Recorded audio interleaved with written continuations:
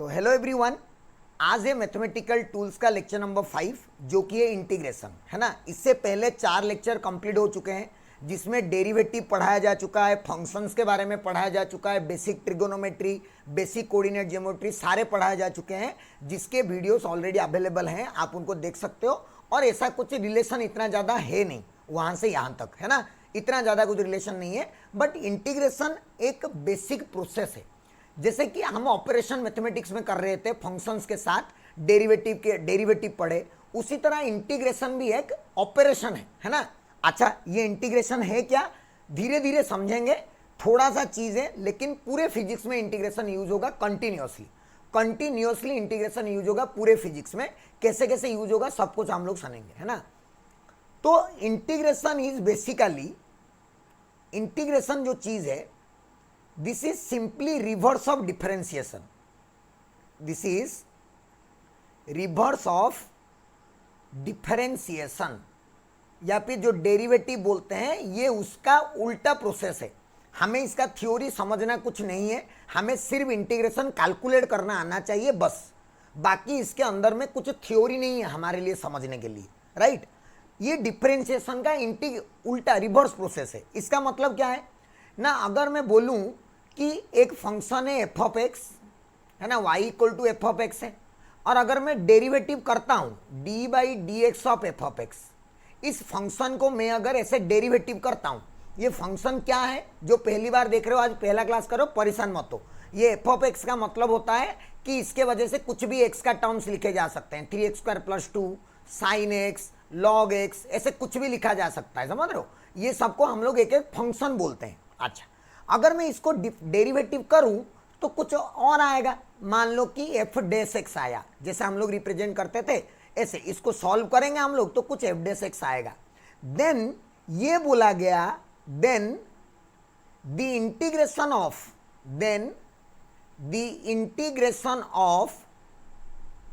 F dash x is f x. मतलब समझो, एक चीज को सपोज तुम ए लिए, उसको डेरिवेटिव किए तो मिला बी, मतलब बी को अगर इंटीग्रेट करोगे तो क्या मिलेगा, ए। इसका मतलब वो है कि ए को डिफरेंशिएट करने पर बी मिलेगा, तो बी को इंटीग्रेट करने पर ए मिलेगा। ये दोनों एक दूसरे के उल्टा प्रोसेस है, समझ रहे हो। जैसे कि प्लस और माइनस उल्टा प्रोसेस है, मल्टीप्लिकेशन डिवीजन उल्टा प्रोसेस है एक दूसरे के, उसी तरह डिफरेंशिएशन और इंटीग्रेशन एक दूसरे के उल्टा प्रोसेस है। अच्छा, इसको रिप्रेजेंट कैसे किया जाता है, इसको रिप्रेजेंट कैसे किया जाता है, जैसे डेरिवेटिव को ऐसे डी बाई डी एक्स से रिप्रेजेंट किया जाता है, उस तरह इंटीग्रेशन को कैसे रिप्रेजेंट किया जाता है वो समझते हैं। इंटीग्रेशन को रिप्रेजेंट किया जाता है ये वाले सिंबल से, this is the symbol of integration, this is the symbol of integration. जिसको नहीं समझ में आया देखो कैसा वाला, this is the symbol of integration, बहुत सारा ड्रॉ किया ताकि तुम्हें सिंबल देख के समझ में आए कि this is the symbol of integration. किसका इंटीग्रेशन करना है, कोई भी फंक्शन का एफ ऑफ एक्स का इंटीग्रेशन करना है, राइट। किसी भी चीज का इंटीग्रेशन हम कर सकते हैं, कोई भी फंक्शन गिवन होगा, 3x² + 2 sine x, log x, कोई भी एक फंक्शन गिवन होगा उसका इंटीग्रेशन करेंगे। किसके रेस्पेक्ट में करेंगे, जैसे डिफरेंशिएट करते थे तो नीचे dx लिखते थे क्योंकि dx के रेस्पेक्ट में डिफरेंशिएशन हो रहा है x के रेस्पेक्ट में, उसी तरह यहां पे भी dx लिखा जाएगा। This is the way of representing the integration. Integration को मैथमेटिकली ऐसे दिखा जाएगा, ये दिखेगा। इसका मीनिंग है कि इंटीग्रेशन ऑफ, इसका मीनिंग है integration of the function f of x, जो कि कुछ भी हो सकता है, with respect to x, with respect to x. फिर से वही बात, अगर यहां पे एक्स है, यहां पे एक्स है, तभी इंटीग्रेशन पॉसिबल है। ऐसा नहीं कि यहां पे टी डाल रहे हो यहां पे एक्स डाल रहे हो, नहीं। डिफरेंशिएशन में भी वही था, जिसका फंक्शन होगा, मतलब एक्स के टर्म्स में अगर फंक्शन गिवन है तो हम एक्स के रेस्पेक्ट में ही इंटीग्रेट कर सकते हैं, राइट। ये बात हो गया। अच्छा ठीक है सर, समझ में आ गया, विथ रेस्पेक्ट टू एक्स, और उसको ऐसे रिप्रेजेंट किया जाएगा। इसके अंदर ना दो बातें हम लोग पढ़ेंगे, इसके अंदर हम लोग कितने बातें पढ़ेंगे, दो बातें पढ़ेंगे हम लोग इसके अंदर। क्या क्या दो बातें पढ़ेंगे देख लेते हैं। एक पढ़ेंगे जिसको हम लोग बोलेंगे इंडेफिनाइट इंटीग्रेशन, एक को क्या बोलेंगे हम लोग, indefinite integration. Indefinite indefinite integration, इसको बोलेंगे एक को, और एक को बोलेंगे डेफिनाइट इंटीग्रेशन। दोनों में क्या डिफरेंस है एक बार बता दूंगा। डेफिनाइट इंटीग्रेशन रियलिटी में इंटीग्रेशन क्लास 12 का सबसे बड़ा चैप्टर है। मैं जैसे कि मैं पहले ही बताया था, calculus is the biggest chapter mathematics में, है ना। फिजिक्स में हमारा इंटीग्रेशन का एक छोटा सा पार्ट जरूरत पड़ता है, और उसी छोटे से पार्ट को कैसे हमें यूज करना है पहले ही दिन से हमें सीखना पड़ता है, इसीलिए सबसे पहले वो सिखा देता हूं मैं। आज इंटीग्रेशन सीख लेंगे तो हमारे आगे के चैप्टर से हम लोग इंटीग्रेशन को यूज करते रहेंगे। अब थोड़ी हम लोग वेट करेंगे कि 12th में सीखेगा फिर यूज करेगा, तब तक तो फिजिक्स ऊपर से चला जाएगा। फिर वो जो मीम्स आता है ना, दिखा है वो वाला मीम्स कि ऐसे मैथ आया थोड़ा सा ऊपर से गया, केमिस्ट्री आया थोड़ा सा घुस के गया, फिर फिजिक्स आया तो रिबाउंड हो गया वो वाला मीम देखे होगी नहीं? तो वो वाला बात तुम्हारे साथ नहीं होना चाहिए, क्योंकि मैं सब कुछ बेसिक से पहले ही दिन से समझा रहा हूं। That is the only reason, ठीक है। अच्छा, अब सर ये इंडेफिनाइट इंटीग्रेशन क्या है ना? सपोज ऐसे लिख दिया integration of f of x d x, ऐसे लिख दिया सपोज, और एक में लिख दिया integration F of x d x, लेकिन यहां पे लिख दिया ए से बी। ये जो ए से बी लिखा ना, देख रहे हो, यहां पे मैं नीचे लिखा ए, ऊपर लिखा बी। ये जो ए से बी लिख रहा हूं, मतलब मैं बोल रहा हूं तुम्हें कि फंक्शन को ए और बी के बीच में इंटीग्रेशन कर। इनका मीनिंग बाद में पता चलेगा, मैं जब इसका मीनिंग बताऊंगा और एप्लीकेशन बताऊंगा तो बताऊंगा ये ए से बी का मीनिंग क्या है। बट अब देख के तुम्हें कैसे पता चलेगा कौन सा डेफिनाइट है और कौन सा इनडेफिनाइट है ना। अच्छा, लेकिन यहां पे तुम्हें पता नहीं है कि कहां से कहां के बीच में इंटीग्रेशन करना है, नहीं पता। यहां पे पता है सर ए से बी के बीच में करेंगे, अच्छा, क्योंकि बोल रहा है ये ए से बी के बीच में करना है भाई साहब, तो ए से बी के बीच में कर रहा है, मतलब तुझे एक पर्टिकुलर डेफिनाइट वैल्यू मिलेगा, इसीलिए इसका नाम है डेफिनाइट इंटीग्रेशन। और इंडेफिनाइट मतलब है पता ही नहीं है कहां से कहां करना है, तो इसीलिए इसको बोला गया इनडेफिनाइट इंटीग्रेशन। कुछ डेफिनाइट नहीं है कि कितने से कितने के बीच में रैंडम करते रहो। तो ये दो दिखेंगे हमें, definite integration, indefinite integration. Indefinite integration का कुछ पर्टिकुलर वैल्यू नहीं आता है, लेकिन डेफिनाइट इंटीग्रेशन का एक पर्टिकुलर वैल्यू आएगा। समझ रहे हो? उसका रीजन क्या है तुम समझ गए होगे, ठीक है। अच्छा, अब बात है कि ये सब सारा हमें समझ में आ गया कि इंटीग्रेशन कैसे दिखता है, क्या होता है। अब हम लोग क्या पढ़ेंगे? सबसे पहले पढ़ लेंगे कि how to find the integration of a function. सबसे पहला चीज how to find the integration of a function. How to find the integration of a function. कोई भी फंक्शन का हम इंटीग्रेशन कैसे फाइंड आउट करेंगे, समझते हैं इस बात को, है ना। इस बात को समझते हैं, चलिए समझते हैं। सब कुछ रूल्स फॉलो करेंगे, जैसे डेरिवेटिव में कुछ रूल्स फॉलो करते थे उस तरह इसमें भी कुछ रूल्स फॉलो करेंगे, है ना। पहला रूल, सबसे पहला rule, integration of x to the power n d x. कभी भी अगर आपको x to the power n दिख गया, जैसे कि एग्जाम्पल दिखो, एग्जाम्पल जैसे कि बोला integration of x square D x, ऐसे बोल दिया, मतलब यहां पे एन का वैल्यू कितना हो गया? 2 हो गया। यहां पे एन का वैल्यू क्या हो गया? 2 हो गया, पता चल रहा है हमें। या फिर बोल दिया कि इंटीग्रेशन ऑफ 1/x² dx, तो यहां पे इसको कैसे कर सकते हैं ना, integration x to the power -2 dx, ऐसे कर सकते हैं। तो यहां पे n का वैल्यू कितना हो गया? -2 हो गया। ये भी हमें पता चल रहा है देख के। हाँ सर, तो इस तरह के फंक्शन को हम कैसे सॉल्व करेंगे, उसका फॉर्मूला, जैसे वहां पे फॉर्मूला सीखे थे यहां पे भी फॉर्मूला, है ना। अच्छा, क्या फॉर्मूला है सर? फॉर्मूला तो पहले बताओ, खाली आप ऐसे खुश कर रहे हो। फॉर्मूला बता रहा हूं, सुन। फॉर्मूला है x to the power n+1 by n+1, थोड़ा उल्टा उसका, उसमें n × n-1 होता था, यहाँ पे x to the power n+1 by n+1, ये फॉर्मूला है। अच्छा, तुझे देख के क्या लग रहा है कि ये डेफिनाइट है कि इनडेफिनाइट है? तुझे ये जो मैं फॉर्मूला लिखा हूं ये देख के क्या लग रहा है? कुछ तो लिमिट है ही नहीं, तो ये क्या है? ये इनडेफिनाइट है। अच्छा, जब भी इनडेफिनाइट होगा तुम्हारा आंसर के साथ +c लिखना पड़ेगा, ये तुम्हारा याद रखना है तुम्हें। जब भी इनडेफिनाइट इंटीग्रेशन को सॉल्व करोगे तो जो भी सॉल्व करने के बाद आएगा उसके साथ तुम्हें एक +c लिखना पड़ेगा। क्यों? वैल्यू तो फिक्स्ड नहीं है, c का वैल्यू कभी कभी कुछ कुछ हो सकता है, इसीलिए इंडेफिनाइट में एक प्लस सी लिखना पड़ेगा। बट ये हो गया बट अगर डेफिनाइट दिखाई दिया, अगर क्या दिखाई दिया, डेफिनाइट दिखाई दिया, तो ध्यान से सुन क्या करेगा। जैसे कि integration of x to the power n dx दिखा, बट लिमिट दे दिया कुछ a से b तक, ऐसे लिमिट दे दिया। ये जो a है ना, इस a को बोला जाता है लोअर लिमिट। इसको क्या बोला जाता है, लोअर लिमिट। और ये जो b है ऊपर लिखा रहता है, इसको बोला जाता है अपर लिमिट। इसको क्या बोला जाता है, अपर लिमिट। ये लिमिट्स हैं, मतलब इनके बीच में हमें इंटीग्रेशन करना है। तो सबसे पहला काम क्या करेगा इसमें ना, सबसे पहले तो फॉर्मूला डाल देंगे। फॉर्मूला तो वही बोलता है x to the power n+1 by n+1, लेकिन यहाँ पे प्लस सी नहीं लिखना है। क्यों, इंडेफिनाइट नहीं है, डेफिनाइट है। तो डेफिनाइट तो हमें वैल्यूज गिवन है, कहाँ से कहाँ तक, a से b तक हमें गिवन है। तो क्या करो, पहले अपर लिमिट को पुट करो, किसके बदले, x के बदले। मैं लिख देता हूं यहां पे, put upper limit, put upper limit in place of x, in place of x के बदले अपर लिमिट पहले पुट करो, फिर minus put lower limit, minus put lower limit in place of x, in place of x।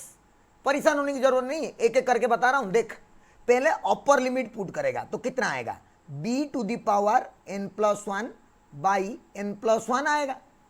फिर minus lower limit को put करेगा तो कितना आएगा, a to the power n+1 by n+1। ये मेरा आंसर है। डेफिनाइट को कैसे सॉल्व करना है, इसको मैं मिटा देता हूं क्योंकि एग्जाम्पल में तो मैं कराऊंगा ही। डेफिनाइट को कैसे सॉल्व करना है और इंडेफिनाइट को कैसे सॉल्व करना है, ये तुम्हारे सामने सबसे बेसिक वाला फॉर्मूला में हम लोग सीख रहे हैं कि डेफिनाइट को कैसे सॉल्व करना है, इंडेफिनाइट को कैसे सॉल्व करना है। Let us solve some examples to get a better understanding. Simple सी बात है, एग्जांपल से ही हमें सब कुछ समझ में आएगा। एग्जांपल ही हमारे लिए सब कुछ है, ठीक है। चलो, सबसे सिंपल वाला example, suppose integration of x² dx। देख के पता चल रहा है कि इन दिस क्वेश्चन n का वैल्यू कितना है, 2 है। अच्छा, अगर n का वैल्यू 2 है तो क्या कर देंगे, फॉर्मूला डाल देंगे x to the power 2+1 by 2+1। लेकिन ये इंडेफिनाइट है तो प्लस c लिखना पड़ेगा। तो आंसर क्या हो गया मेरे लिए, x³ by 3 plus c, x³ by 3 plus c। This is the answer. ये इंडेफिनाइट का एग्जाम्पल है। एक एग्जाम्पल डेफिनाइट का भी, इंटीग्रेशन सपोज 2 से 3 तक, 2 to 3 लिमिट दे दिया है, 2 से 3। वैसे वहां पे a to b लिखा था ना, 2 to 3 लिख दिया। यहां पे सपोज x³ dx कर दिया, x³ dx है ना। अच्छा, यहां पे देख के पता चल रहा है कि n का वैल्यू कितना हो गया, n का वैल्यू हो गया 3। तो इसको सॉल्व करेंगे तो आएगा x to the power 3+1 by 3+1 और लिमिट डाल देंगे कहां से कहां तक, 2 से 3 तक। उसके बाद मैंने यहां पे ट्रिक क्या सिखाया, put the upper limit in place of x। यहां पे x टू द पावर 4 है, उसके बदले अपर लिमिट पुट करेंगे तो 3 to the power 4 by 4 minus lower limit put करेंगे, लो लिमिट इज 2 तो 2 टू द पावर 4 बाई 4। इसको सॉल्व करो, 3 to the power 4 is 81 minus 2 to the power 4 is 16 whole divided by 4। तो ये आ गया हमारा आंसर, ये आ जाएगा हमारा आंसर। कितना, 81 minus 16 is 71, 65 by 4 is the answer for this particular question. एक इंडेफिनाइट का एग्जाम्पल, एक डेफिनाइट का एग्जाम्पल। पूरा समझ में आ गया होगा कि कोई दिक्कत की बात ही नहीं। अब इसको हम लोग, कोई दिक्कत नहीं, जब जरूरत पड़ा इंडेफिनाइट तब इंडेफिनाइट कर देंगे, जब जरूरत पड़ेगा डेफिनाइट तब डेफिनाइट कर देंगे।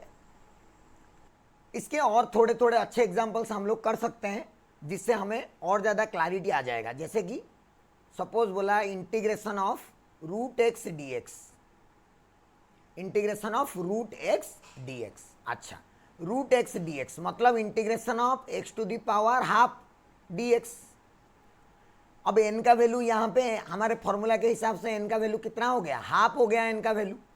तो हम लोग फॉर्मूला क्या डालेंगे, x to the power half plus 1 by half plus 1, indefinite है तो प्लस सी डाल देंगे। अब इसको सॉल्व करो तो x टू द पावर 3/2, नीचे भी 3/2, 3/2 उल्टा हो जाएगा प्लस सी, तो कितना आएगा 2/3 into x to the power 3/2 plus c. इसको और ज़्यादा सॉल्व आप लोग कर सकते हो ऐसे लिख के, ये मैं डेरिवेटिव के टाइम पे भी सिखाया था कि 2/3 इसको एक्स क्यूब का रूट ओवर प्लस सी, इस फॉर्मेट में भी हम लोग लिख सकते हैं और ये हो जाएगा इसका आंसर, ये हो जाएगा इसका आंसर, है ना। एक्स टू द पावर 3/2 कैसे हुआ ना, ये 2/3 इंटू एक्स क्यूब और उसका पावर हाफ प्लस सी, ऐसे लिख सकते हैं। तो ये हो जाएगा किसी का भी पावर हाफ मतलब उसका रूट ओवर, इसलिए 2/3 रूट ओवर एक्स क्यूब आ गया। सिंपल सिंपल सी बात है। और एक एग्जांपल इसमें कर देते हैं ना, इंटीग्रेशन ऑफ 1/√x होगा सपोज dx, 1/√x। तो नीचे अगर कभी भी कोई पावर है तो उसको हम लोग ऊपर लेके माइनस कर देते हैं, मतलब integration of 1/x to the power half हो जाएगा ये। अब इस हाफ को ऊपर लेना है तो क्या करेंगे ना, integration of x to the power minus half dx। तो अभी मुझे देख के पता चल रहा है यहाँ पे n का वैल्यू कितना है, -1/2 है। तो इसको सॉल्व करेंगे तो क्या आएगा, this will be equals to according to formula x to the power -1/2 plus 1 by -1/2 plus 1। तो ये हो जाएगा -1/2 प्लस 1 मतलब 1 - 1/2 इज 1/2। तो x to the power 1/2 by 1/2, 1/2 उल्टा हो जाएगा, so it will be 2x to the power 1/2 plus c, है ना, प्लस सी, क्योंकि मुझे प्लस सी लिखना है। फिर से x का पावर हाफ मतलब रूट ओवर, तो 2√x plus C is my answer. करना कुछ नहीं है, एक फॉर्मूला याद रखना है, x to the power n+1 by n+1 बस। और वो फॉर्मूला के अंदर जब जब हमें जैसा जैसा पावर दिखेगा हम फॉर्मूला डालेंगे, सॉल्व करेंगे, कोई बड़ी बात है ही नहीं। पूरा ये क्लैरिटी से सबको समझ में आ जाना चाहिए कि कैसे कैसे हम लोग सॉल्व करते हैं, बहुत सिंपल है। ऑलराइट, और ज़्यादातर हम लोग इंडेफिनाइट एनकाउंटर करते हैं। डेफिनाइट एनकाउंटर हो गया तो कोई प्रॉब्लम नहीं है, बिकॉज फॉर्मूला तो सेम है, खाली लिमिट डालना होगा। जो आंसर आएगा उस आंसर में पहले upper limit minus lower limit x के बदले पुट करो, आंसर आ जाएगा। सिंपल सिंपल सिंपल, है ना। तो ये हो गया हमारा पहला रूल, और पहला रूल से जुड़े कुछ क्वेश्चंस तुम्हारे लिए, कुछ एग्जांपल्स तुम्हारे, ठीक है। आगे बढ़ते हैं। नेक्स्ट है हमारा सेकेंड रूल, रूल नंबर 2।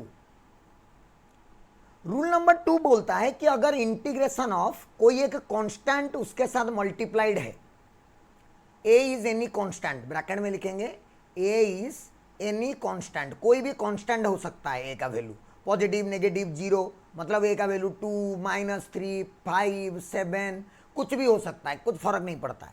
अगर कोई कांस्टेंट है तो उस कांस्टेंट को क्या कर देते हैं हम लोग, बाहर कर देते हैं और integration of x to the power n dx solve कर देते हैं, कांस्टेंट को बाहर कर देते हैं। ये मेरा कहने का मतलब है कि कांस्टेंट को बाहर निकालो, इसका कहने का मेरा मतलब है कांस्टेंट को बाहर निकालो, ऐसे याद रखो, कांस्टेंट को बाहर निकालो, ऐसे याद रखो, कांस्टेंट को बाहर निकालो। एग्जांपल कर ले छोटा सा एक, integration of 3/x² dx, 3/x² dx, 3/x² है तो उसको हम लोगों को सॉल्व करना पड़ेगा 3 × x टू द पावर -2 करके। अब देख 3 क्या है, कांस्टेंट है ना, ये सर अगर कोई भी कांस्टेंट है तो उसको हम लोग क्या करेंगे, इंटीग्रेशन के बाहर भेज देंगे। तो इंटीग्रेशन के बाहर भेज दिया, ये हो गया इंटीग्रेशन -2 dx। अब इसको सॉल्व करने के लिए रूल 1 की जरूरत है, जो हमें पता है क्या होता है, 3 × x to the power -2 + 1 by -2 + 1। तो ये हो जाएगा 3x to the power -1 by -1। अब नीचे -1 है तो उसका क्या ही वैल्यू है, तो -3/x इज द आंसर। अच्छे से देख के एग्जाम्पल समझना पड़ेगा, क्योंकि मैं इतने सारे मैथमेटिक्स कर चुका हूं, इसीलिए मुझे फटाक से समझ में आ जा रहा है कि मुझे कहां पे क्या नंबर डालना है और उसको कैसे कन्वर्ट करना है। But you have to see it carefully, और करते करते आदत होगा आपको। ऐसा नहीं कि एक ही दिन में पूरा जिंदगी के सारे इंटीग्रेशन सीख लो, नहीं नहीं भाई साहब, ऐसे पॉसिबल भी नहीं है। जैसे जैसे हम करते करते जाएंगे, अभी कुछ क्वेश्चंस की प्रैक्टिस करेंगे, फिर चैप्टर के अंदर फिर से क्वेश्चंस आते रहेंगे तो उनकी प्रैक्टिस करेंगे, तो ऐसे करते करते करते करते हम लोगों का धीरे धीरे ये सब चीज़ें परफेक्ट हो जाएगा। लेकिन रूल्स जो है, बेसिक रूल्स, वो बेसिक रूल्स हमें हमेशा याद रहना चाहिए। अगर बेसिक रूल्स हमें याद नहीं है तो फिर कुछ भी काम नहीं हो पाएगा, सब गड़बड़ हो जाएगा। समझ में आ गया? उसके बाद रूल नंबर 3, तीसरा रूल। रूल नंबर 3 क्या बोलता है ना? एडिशन और subtraction, addition and subtraction, addition and subtraction. मतलब अगर कभी भी इंटीग्रेशन है तुम्हारा और यहां पे दो फंक्शन है, f1x प्लस माइनस f2x, ऐसे दो फंक्शन ऐड होके दिख रहे हैं dx, तो क्या होगा ना? जब भी एडिशन और सब्सट्रैक्शन होगा तो इंटीग्रेशन को अंदर घुसा दो। तो अंदर घुसा दोगे तो पहले f1x का इंटीग्रेशन dx प्लस या फिर माइनस जो भी होगा इंटीग्रेशन ऑफ f2x dx, है ना? ये मैथमेटिक्स के लैंग्वेज में ऐसे लिखा गया है, ये मैथमेटिक्स के लैंग्वेज में है जो लिखा हूं मैं। अब इसको ज़्यादा अच्छे से कैसे समझ में आएगा ना सर? एग्जाम्पल करके। इसको ज़्यादा अच्छे से हम लोग कैसे समझेंगे? एग्जाम्पल करके। Integration of x square plus 1/x² dx, suppose ऐसे दिया, integration of x square plus 1/x² dx। क्या दिख रहा है कि यहाँ पे एक्स स्क्वायर एक अलग सा फंक्शन है, 1/x² एक अलग चीज़ है, उनके बीच में प्लस का साइन है, तो सेपरेट कर सकते हैं। तो सेपरेट करोगे, integration of x² dx plus integration of 1/x² dx, अलग अलग कर दिया मैंने। समझ रहे हो ना? ऊपर का रूल तो वो ही बोलता है, अगर दो अलग अलग चीजें इंटीग्रेशन में तुम्हें प्लस माइनस दिख रहा है तो इंटीग्रेशन को अंदर डाल के उनको सेपरेट कर दो। मैं भी इंटीग्रेशन को अंदर डाल के उनको सेपरेट कर दिया।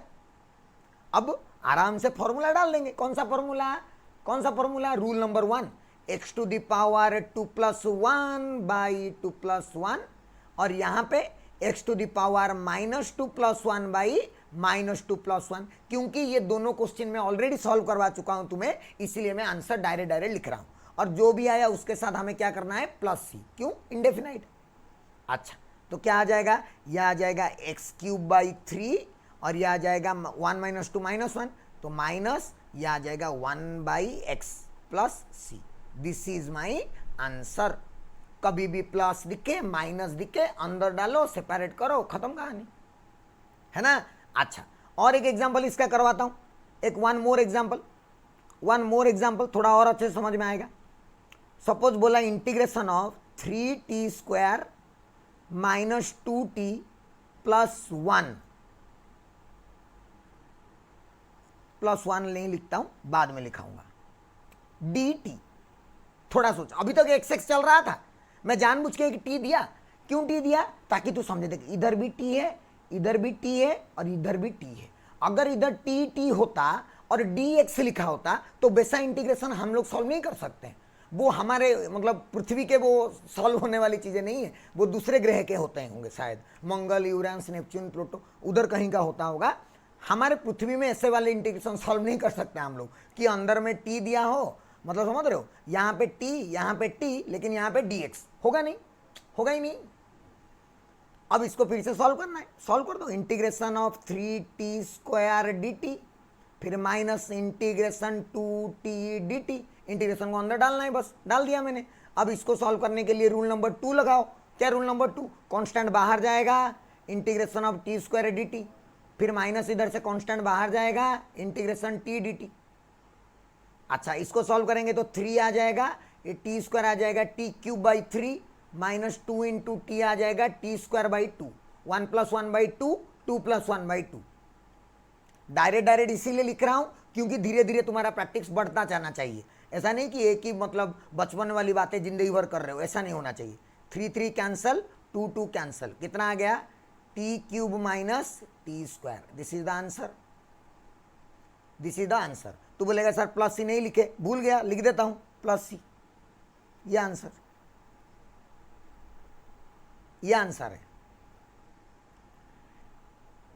तो ऐसे सिंपल सिंपल वाले अलजेब्रिक इक्वेशंस गिवन होंगे और ऐसे ही मिलते हैं, जनरली ऐसे अलजेब्रिक इक्वेशन ही मिलते हैं, थोड़े इधर उधर के मिलेंगे, उनको भी हम लोग सॉल्व कर देंगे, कोई प्रॉब्लम नहीं। अच्छा, यहाँ पे ना मैं तुम्हें एक नोट लिखवाता हूँ,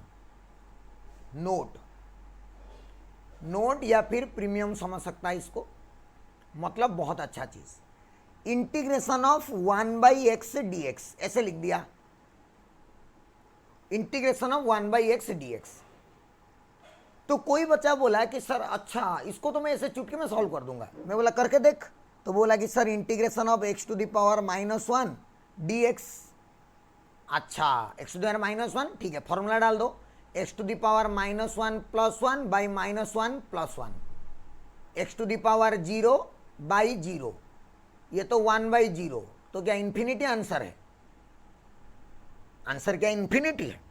नहीं, ऐसा नहीं है।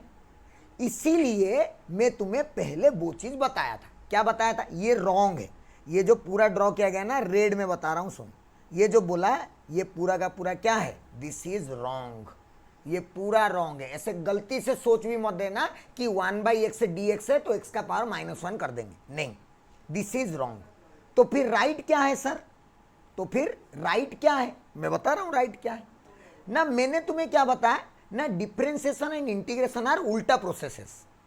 मतलब अगर मैं d/dx ऑफ ln x लिखता हूं, जो तुम्हें कि डेरिवेटिव में मैंने सिखाया था, तो उसका आंसर आता है 1/x, समझ रहे हो? ln x का डिफरेंशिएशन करता हूं तो आंसर आता है 1/x। जो डिफरेंशिएशन नहीं पढ़े हो परेशान मत हो, ये एक फॉर्मूला है वहां का, जब आप डिफरेंशिएशन पढ़ लोगे तो ये फॉर्मूला आपको भी पता होगा, है ना। तो ln x का डिफरेंशिएशन है 1/x। इसका मतलब है दैट मीन्स अगर मैं 1/x का इंटीग्रेशन करूं तो आंसर क्या आएगा? ln x + c, ये आएगा मेरा फॉर्मूला। तो आपको याद ये रखना है, ना कि x⁻n+1। क्लियर है? इसका मतलब है कि ये जो फॉर्मूला मैंने लिखवाया था ना, सबसे पहला formula, the very fast formula, ये जो फॉर्मूला लिखाया था, इस फॉर्मूला में मैं ये बोल सकता हूं कि यहां पे n should be not equals to -1, n should be not equals to -1, n should be not equals to -1, ये मैं बोल सकता हूं। इस फॉर्मूले में n का वैल्यू -1 होने से ये फॉर्मूला काम नहीं करेगा, क्योंकि जब n का वैल्यू -1 होगा तो हम लोगों को ये फॉर्मूला यूज करना है, और ये तुम्हारा याद रखने वाली बात है। क्लियर है पूरा? ये समझ में आना चाहिए कि d/dx of 1/x is ln x, वहां पे नॉर्मल फॉर्मूला नहीं लगाना है। अच्छा, पहला चीज। दूसरा चीज है d/dx ऑफ sin x क्या आया था? d/dx ऑफ sin x क्या आया था? cos x। इसका मतलब क्या है? इसका मतलब है कि इंटीग्रेशन ऑफ cos x अगर मैं कर दूंगा तो क्या आ जाएगा? sin x + c। ओ हो, और एक फॉर्मूला डिफरेंशिएशन में जितने फॉर्मूले सीखे थे वो सारे फॉर्मूले यहाँ पे एक एक करके आ जाएंगे, क्योंकि सबका उल्टा वाला प्रोसेस हम इंटीग्रेशन में कर सकते हैं। दूसरा चीज देखते हैं, यहाँ पे d/dx ऑफ cos x क्या आया था ना? -sin x। क्या आया था? -sin x। इसका मतलब क्या है? इसका मतलब है इंटीग्रेशन ऑफ sin x आएगा हमारा -cos x + c। ये और एक फॉर्मूला है। ये सारे वो फॉर्मूले हैं जो कि हमको डिफरेंशिएशन में सीखने को मिला है, समझ रहे हो? ये वो सारे फॉर्मूले हैं जो कि हमें कहां से सीखने को मिला है? डिफरेंशिएशन से सीखने को मिला है। और भी ऐसे ट्रिगोनोमेट्री के और भी फॉर्मूले थे, जैसे d/dx of tan x, d/dx of tan x कितना आया था? ये आया था हमारा sec² x। इसका मतलब है कि integration of sec² x dx हो जाएगा मेरा कितना? tan x, और इंडेफिनाइट है तो +c लिखना पड़ेगा। दिस इज अनदर फॉर्मूला, समझ रहे हो? ये सारे वो फॉर्मूले हैं जो कि नए नहीं है, ये सारे फॉर्मूले डिफरेंशिएशन के उल्टा है ना? वो ही मैं लिखवा रहा हूं। और क्या आया था? d/dx ऑफ, हम लोग पढ़े थे sec x। कितना पढ़े थे? sec x का पढ़े थे हम लोग sec x into tan x। ये सब फॉर्मूला है जो डिफरेंशिएशन में पढ़े थे। जो मैं बोल रहा हूं बार बार, जो डिफरेंशिएशन नहीं पढ़े हो, डेरिवेटिव नहीं पढ़े हो, परेशान मत हो जाओ, ये क्या लिख रहा है मास्टर, मुझे तो कुछ दिमाग में नहीं घुस रहा, अरे भगवान उठा ले रे बाबा, ऐसे मत करना है, ठीक है ना, क्योंकि ये फॉर्मूले से जो वहां पे बताया गया है, और आप वो अगर क्लास नहीं किए हो तो वीडियो आप देख लेना, डिफरेंशिएशन वाला वीडियो, वहां पे सारे फॉर्मूले आपको मिल जाएंगे, कोई परेशानी की बात नहीं। तो इसका मतलब इससे मैं क्या इन्फर कर सकता हूं ना, integration of sec x into tan x dx will be equals to sec x plus c। ये फॉर्मूला मैं यहां से इन्फर कर सकता हूं। ये वो सारे फॉर्मूले समझ रहे हो, इस तरह के कर सकते हैं। वैसे cot x का भी आप कर सकते हो, cosec x का भी कर सकते हो, मुझे बार बार बताने की कोई जरूरत नहीं है, सिंपल सिंपल काम आप कर सकते हो, कोई दिक्कत नहीं। अच्छा ठीक है सर, ये हो गया। और कुछ फॉर्मूले हैं, और भी कुछ फॉर्मूले हैं, जैसे कि d by d x of, याद करो e to the power x कितना आया था ना, e to the power x ही आया था। तो अगर उल्टा कर दोगे integration of e to the power x dx कर दोगे तो भी ये कितना आएगा, e to the power x ही आएगा। इसीलिए तो e to the power x खतरनाक चीज है। e to the power x जो है वो एक खतरनाक चीज है, उसका ना डिफरेंशिएशन कुछ बिगाड़ पाता है, उसका ना इंटीग्रेशन कुछ बिगाड़ पाता है। लेकिन याद करो, जब हम d by d x of a to the power x लिखते थे तो ये आता था a to the power x into l n a. इसका मतलब क्या है, इसका मतलब है कि a to the power x into l n a का अगर इंटीग्रेशन किया जाए तो वो आएगा a to the power x. लेकिन एल एन ए तो एक कांस्टेंट है, एल एन ए क्या है, कांस्टेंट है ना, एक कोई ए का कांस्टेंट है, उसका लॉग ले रहे हो तो कांस्टेंट है, उसको उस साइड ले जाएंगे हम लोग, तो क्या बन जाएगा ना, integration of a to the power x d x is a to the power x by l n a. ये हमारा फॉर्मूला है।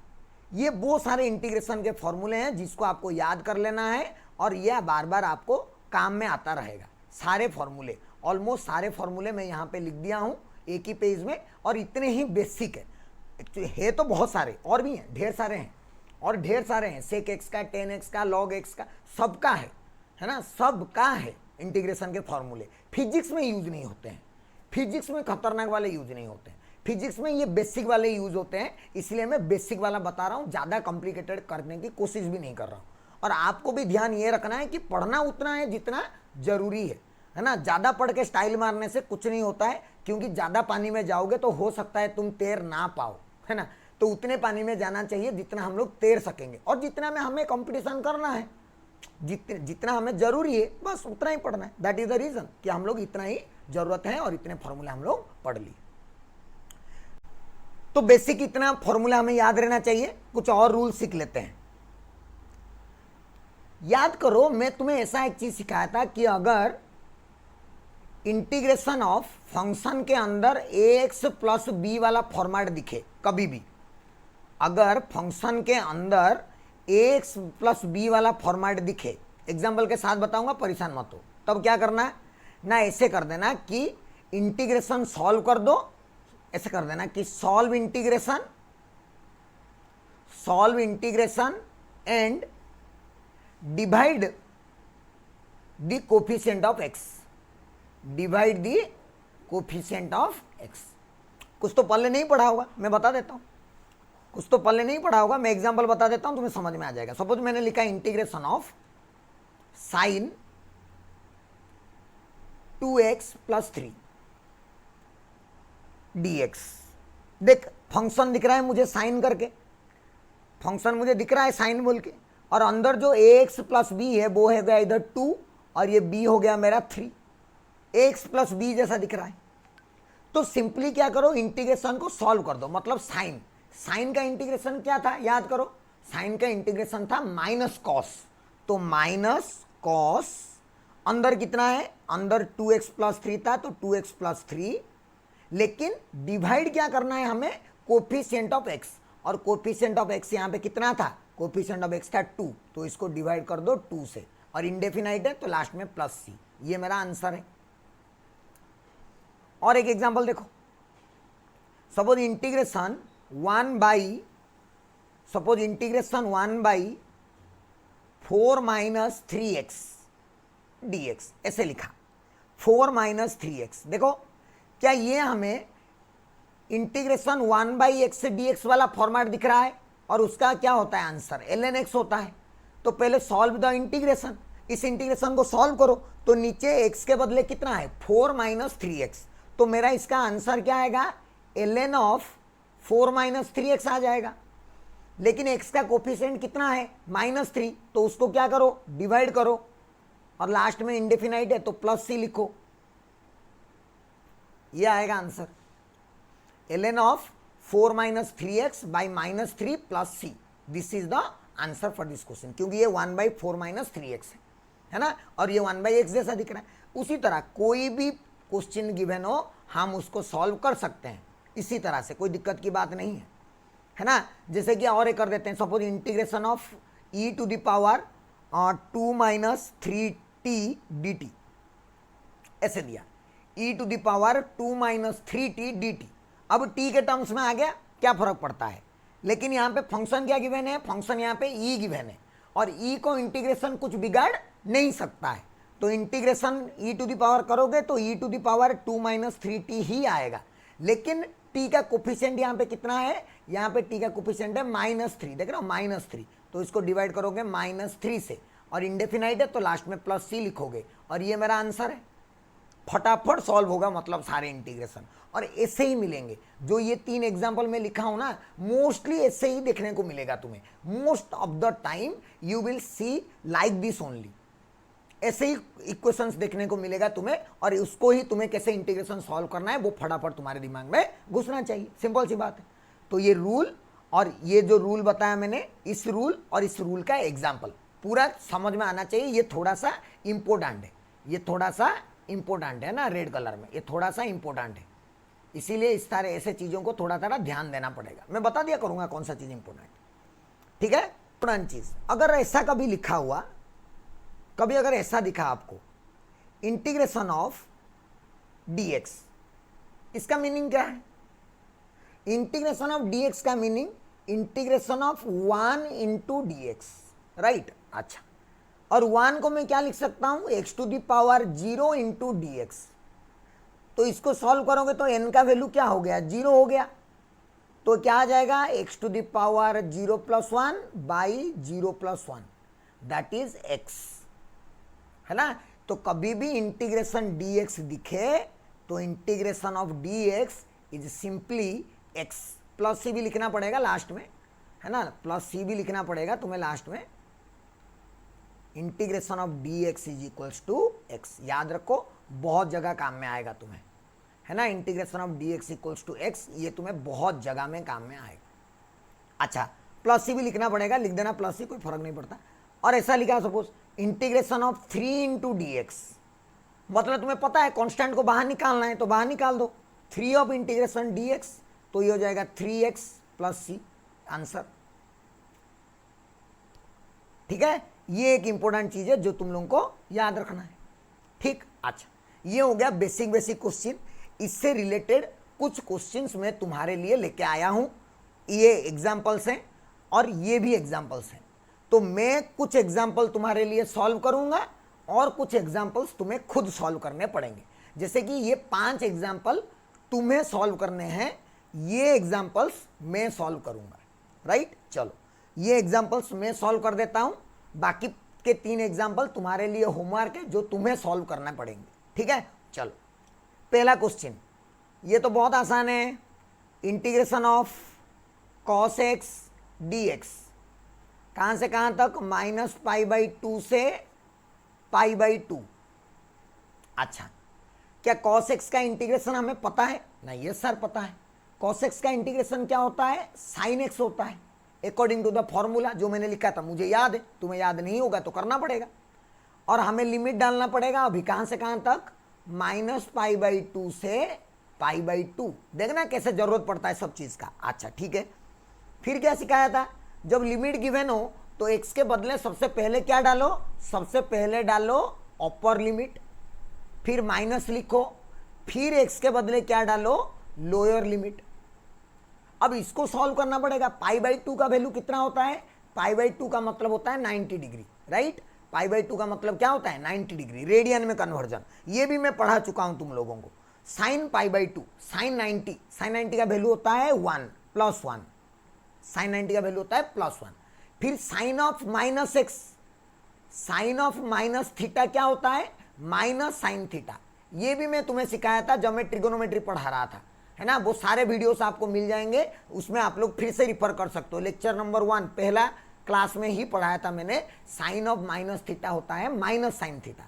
तो ये माइनस है एक, और यहां पे minus of sine pi by 2 हो गया, राइट। इसको मैं ऐसे लिख सकता हूं, साइन ऑफ माइनस थीटा, तो माइनस बाहर आ जाता है, तो sine of minus pi by 2 minus बाहर आ गया, तो माइनस माइनस क्या हो जाएगा, प्लस 1।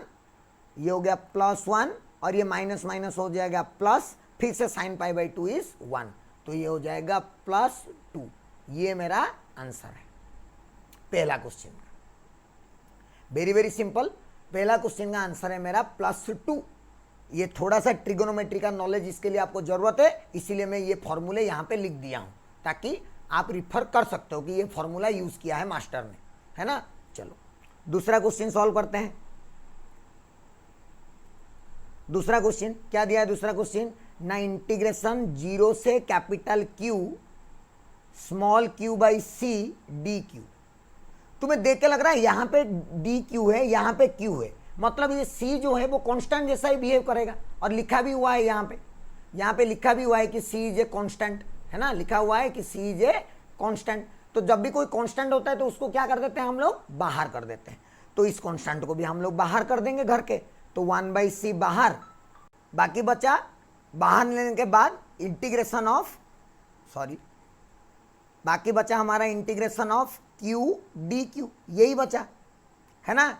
अच्छा, यहाँ पे q का, q मतलब q का पावर 1 है, तो क्या होगा ना, 1/c तो रहेगा, ये 0 से क्या q हमें इंटीग्रेट करना है, q का पावर 1 है, दिख रहा है q का पावर कितना है 1, तो क्या लिखेंगे यहाँ पे, q का पावर 1 + 1 बाई 1 + 1, और कहाँ से कहाँ तक डालेंगे, 0 से कैपिटल Q तक।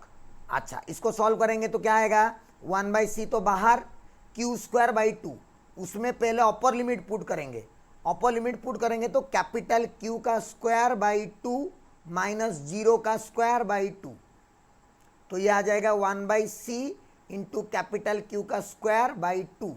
तो मेरा फाइनल आंसर क्या आ गया, फाइनल आंसर आ गया q²/2c। This is my answer. समझ में आ रहा है क्या कर रहा हूं मैं, कांस्टेंट पहचान के बाहर निकालना होता है बस, और कुछ नहीं, है ना। दूसरा एग्जांपल हो गया, तीसरा एग्जांपल कर देते हैं। ये तीसरा एग्जांपल क्या दिया है, तीसरा एग्जांपल दिया है integration of D theta by theta minus theta not, ऐसे, और लिमिट क्या दिया है देख लेते हैं। लिमिट दिया है θ1 से थीटा, लिमिट दिया है θ1 से थीटा तक। कुछ नहीं फर्क पड़ता है, x दे दे, t दे दे, थीटा दे दे, q दे दे, क्या फर्क पड़ता है, इंटीग्रेशन तो फॉर्मूला वैसे ही होता है। देख, ये तो वही वाला फॉर्मूला है ना कि इंटीग्रेशन 1/x, लेकिन यहाँ पे थीटा है, तो इसका आंसर आ जाएगा ln ऑफ, जो भी लिखा हुआ है, theta minus theta not, ln theta minus theta not, क्योंकि 1/θ माइनस थीटा नॉट है, और थीटा का कोफिशिएंट 1 है, तो डिवाइडेड बाई 1 भी कर सकते हो तुम, फर्क नहीं पड़ता है ना, डिवाइडेड बाई 1 कर दो तब भी फर्क नहीं पड़ेगा, लेकिन लिमिट डालना पड़ेगा, कहाँ से कहाँ तक, θ1 से थीटा तक लिमिट। मतलब सबसे पहले क्या पुट करेंगे, थीटा के बदले यहाँ पे थीटा नॉट कांस्टेंट है, याद रखो, बोला है theta naught is a constant, variable नहीं है थीटा नॉट, इसीलिए मैं ऐसे कर पा रहा हूँ। अब थीटा के बदले पहले पुट करेंगे थीटा, तो ln of theta minus theta not हो गया, फिर माइनस लोअर लिमिट पुट करेंगे तो ln of θ1 minus theta naught, right.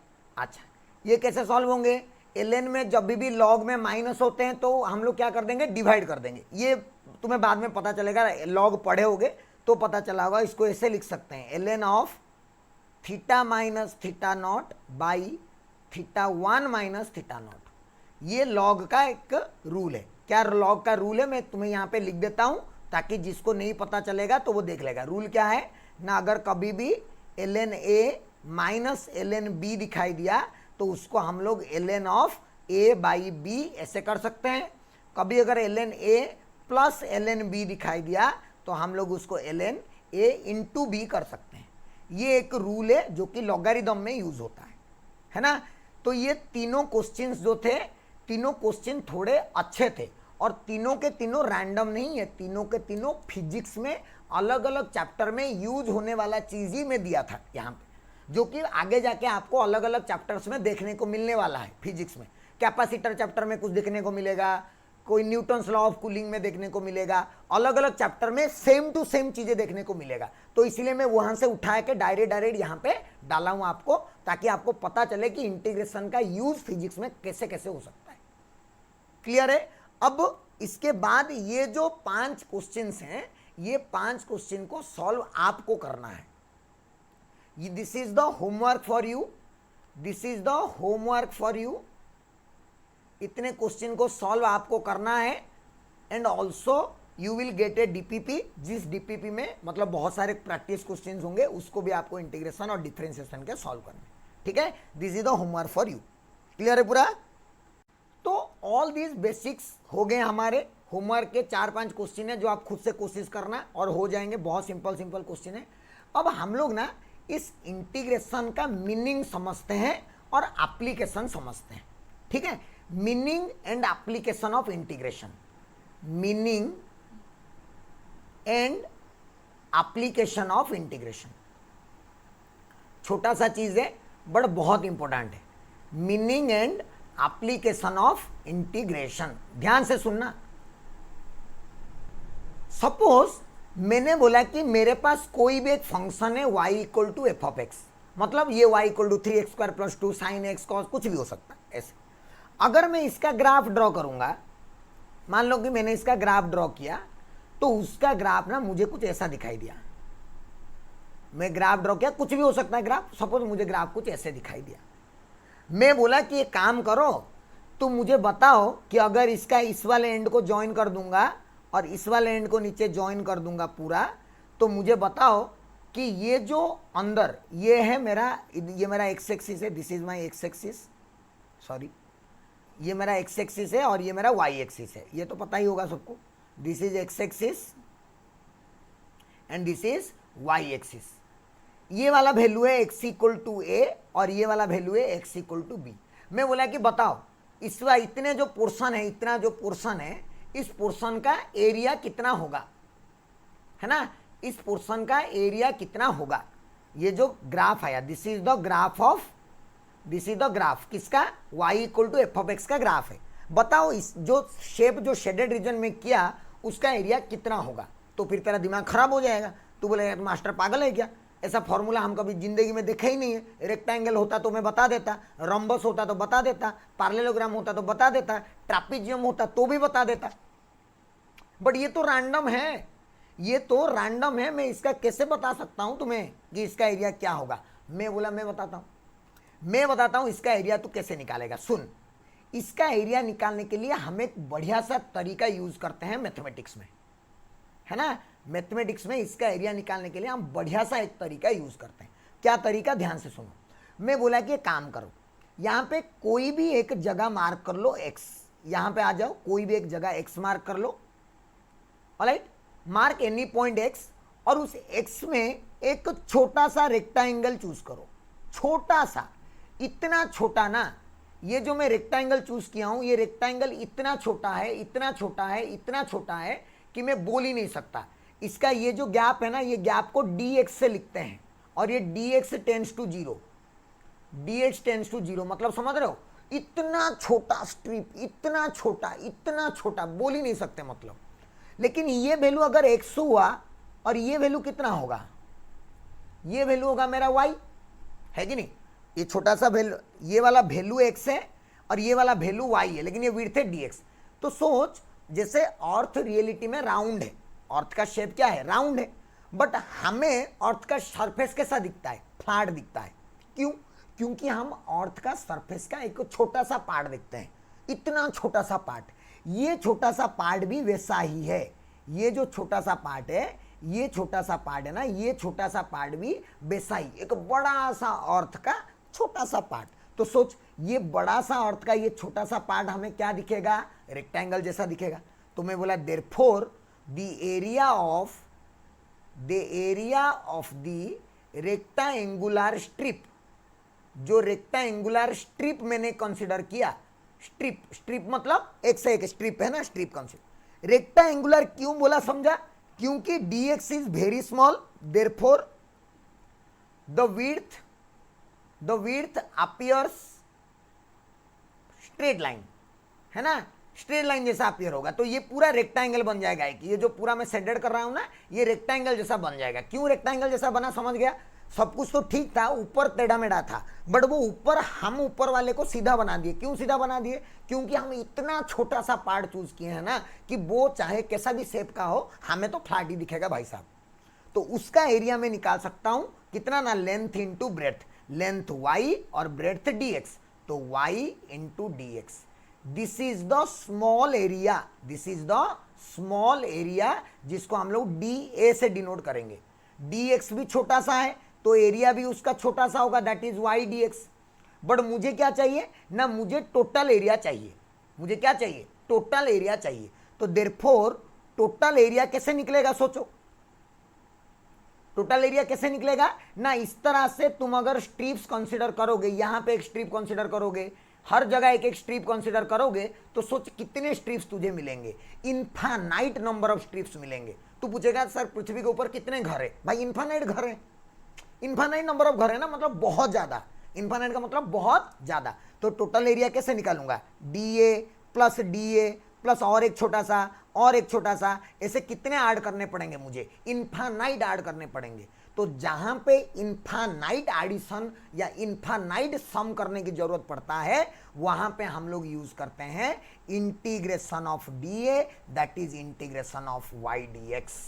कहां से कहां तक इंटीग्रेशन कर रहे हो, ए से बी तक, तो लिमिट ए से बी तक। ये इंटीग्रेशन का मीनिंग है, ये इंटीग्रेशन का मीनिंग है कि इंटीग्रेशन का मतलब हम उस फंक्शन का ड्रॉ किए जाने वाला ग्राफ के नीचे कितना एरिया है वो फाइंड आउट कर सकते हैं।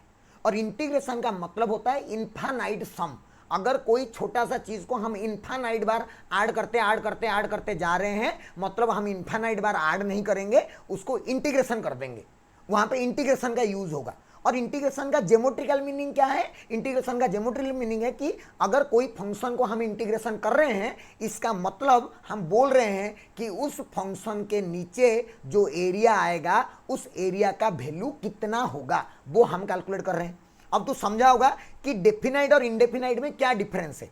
डेफिनाइट में पता है कि यहां से यहां तक एरिया कैलकुलेट करना है, इनडेफिनाइट में नहीं पता होता है कि कहां से कहां तक एरिया कैलकुलेट करना है, इसीलिए उसको इनडेफिनाइट, इसमें इसको डेफिनाइट। तो ये दो चीजें हैं जो कि इंटीग्रेशन के बारे में आपको समझ में आना चाहिए। क्या दो चीजें समझ में आ गया, पहला चीज, इंटीग्रेशन का मतलब होता है इनफाइनाइट समेशन, मतलब कभी भी अगर हमें इनफाइनाइट चीजों को ऐड करना है तो हम किसका सहारा लेंगे, इनफाइनाइट इंटीग्रेशन का। दूसरा है, इंटीग्रेशन का ज्योमेट्रिकल मीनिंग ये है कि अगर कोई एक फंक्शन गिवन है तो उस फंक्शन का ग्राफ के नीचे कितना एरिया होगा, that is the meaning of, geometrical meaning of integration. दो चीजें इंटीग्रेशन के बारे में समझो तो सोच, आगे जाके फिजिक्स में तुझे बोलेगा कि इस ग्राफ के नीचे का एरिया कितना है, तो तू एरिया तो नहीं निकाल पाएगा, तो उस केस में तू क्या यूज करेगा, इंटीग्रेशन।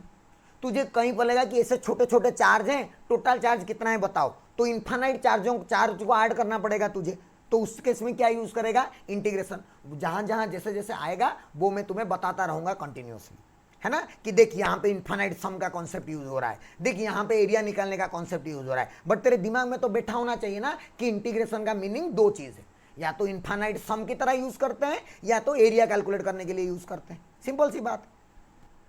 तो इसी के साथ इंटीग्रेशन की कहानी भी खत्म। हम मैथमेटिकल टूल के सारे कॉन्सेप्ट कवर कर लिए हैं, और जितने मैथमेटिकल टूल्स हमें फिजिक्स में जरूरत पड़ते हैं वो सब कुछ हम खत्म कर चुके हैं। नेक्स्ट हम लोग शुरू करेंगे unit dimension and measurement next lecture में, ठीक है।